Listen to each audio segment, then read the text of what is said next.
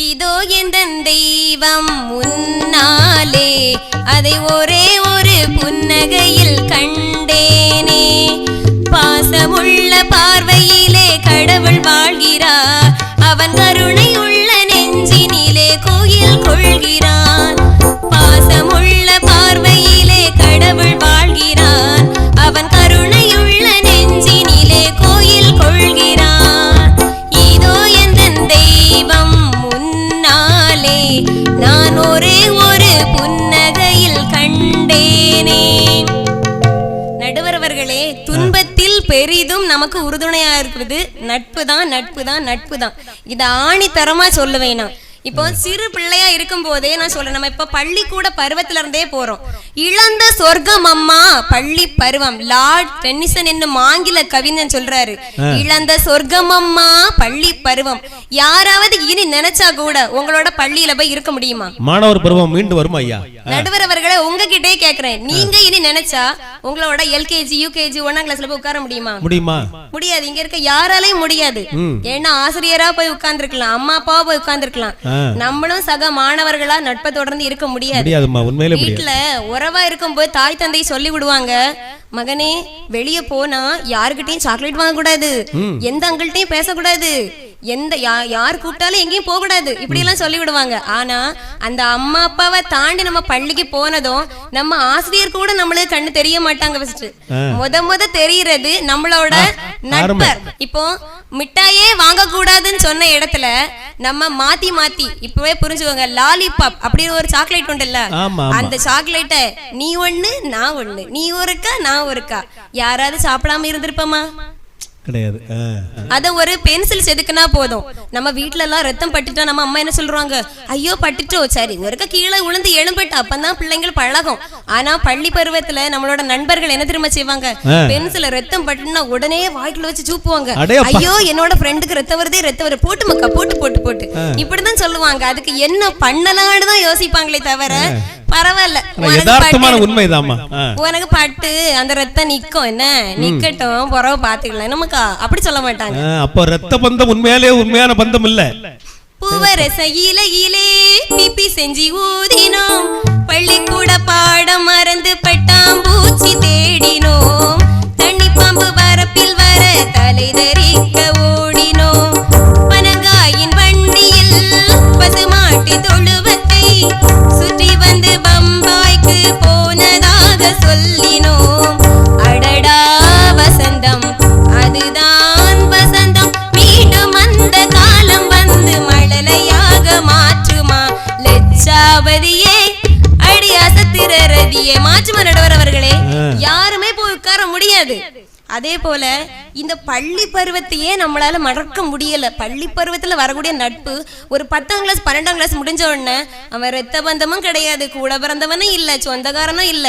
ஆனா அங்க ஒரு நட்பு வட்டம் உருவாகி அந்த ஃபேர்வெல் முடிஞ்ச உடனே ஒரு அழுவும் பாருங்க, ஐயோ இனி அடுத்தது காலேஜ் எங்க போவோம், அந்த பிரிஞ்சிருவோமே, நம்ம இனி பார்க்க முடியாதே, என்ன பண்ணுவோம்னு யோசிச்சு அழக்கூடிய அந்த கண்ணீருக்கு யாராவது ஆறுதல் சொல்ல முடியுமா? குரங்குகள் போலே மரங்களின் மேலே தாவி திரிந்தோமே, குயில்களை போலே இரவும் பகலும் கூவி திரிந்தோமே, வரவில்லாமல் செலவுகள் செய்து மகிழ்ந்திருந்தோமே, வாழ்க்கை துன்பம் அறிந்திடாமல் வாழ்ந்து வந்தோமே, நாமே வாழ்ந்து வந்தோமே, பசுமை நிறைந்த நினைவுகளே, பாடித் திரிந்த பறவைகளே, பழகி கழித்த தோழர்களே, பறந்து செல்கின்றோம்,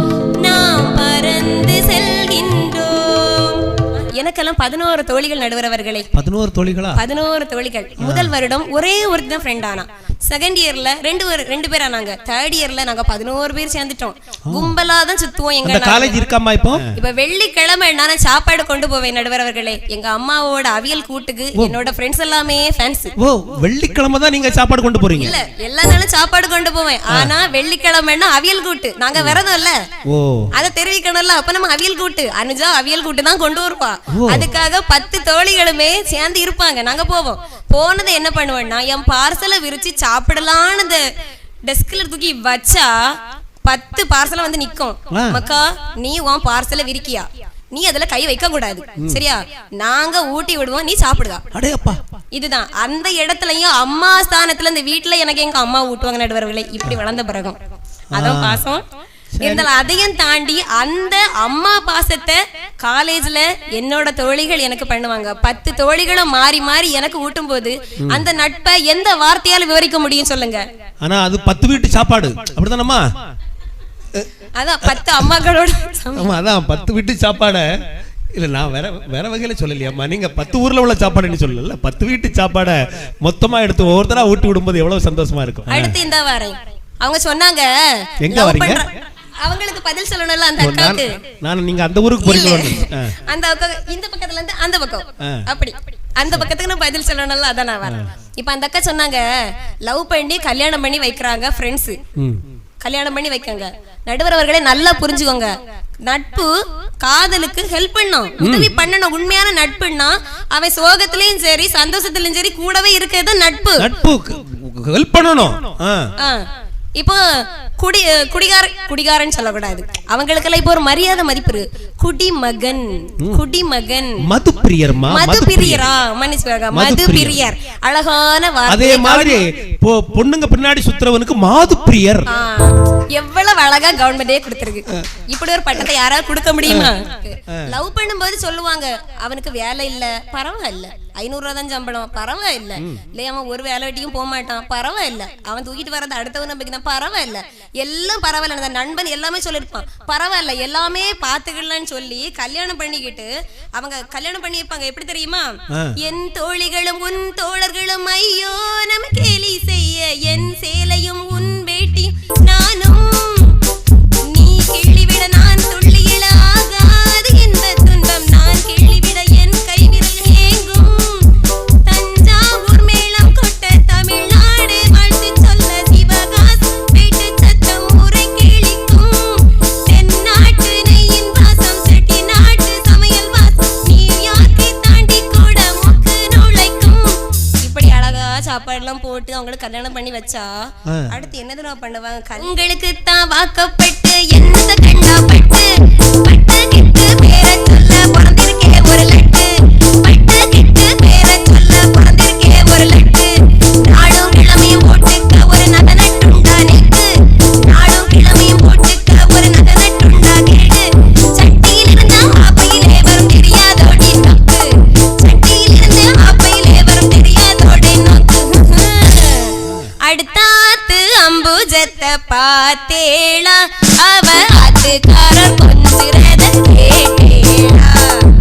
கஷ்டப்பட்டு அந்த நண்பர்கள் சேர்ந்து சரி எவ்வளோ சொல்லியும் கேட்கல, இவ்வளவு தூரத்துக்கு உண்மையா இருக்காங்களேன்னு கல்யாணம் பண்ணி வச்சா எனக்கு மூக்குத்தி வேணும், பட்டு வேணும், அடுத்த வீட்டை பாருங்க, அவர் கொஞ்சிறத பாருங்க, இப்படியெல்லாம் இருந்தா குடும்பம் எப்படி வாழுது? இதாம்மா உறவு, இப்படிதான் இருக்கும் உறவு. இதே இந்த கல்யாணம் பண்ணாம இந்த நட்போட இருக்காங்கன்னு பாத்துக்கோங்களேன், எவ்வளவு சந்தோஷமா இருப்பாங்க. பெண்களின் நட்பு சைலண்டா ஹெல்ப் பண்ணும், ஆண்களின் நட்பு சைலண்டா இருந்தாலும் வைலண்டா ஹெல்ப் பண்ணும். நட்புனா எந்த நேரத்திலயுமே வந்து சப்போர்ட் பண்ணும். எப்படின்னா 1 1 2 மச்சான், உன்னை பார்த்து நாளாச்சு, சந்தோஷம் பல 100 மச்சான், துக்கம் எல்லாம் தோளாச்சு, உனக்கு ஒண்ணுனா நான் இறங்கி வருவேண்டா, நம்ம நட்புக்காகத்தான் நான் உயிர் தருவேண்டா, நீ வருவ தெரியுண்டா, உன் அருமை புரியுண்டா, அட ஒளி மறைக்கலாம் நம்ம நட்பு தானடா, நட்பு இருக்கு மத்ததெல்லாம் எதுக்கு, கடவுள் தந்த வரம் உனக்கு, நண்ப இருக்கான் உயிரை கொடுப்பான், இனிமேல் உனக்கு பயம் எதுக்கு. இதுதான் நடுவர் அவர்களை எங்கள் உயிருக்கு உயிரான நட்பு, நண்பேண்டா. இதுக்கு மேலையும் பாயிண்ட் சொல்லணுமா?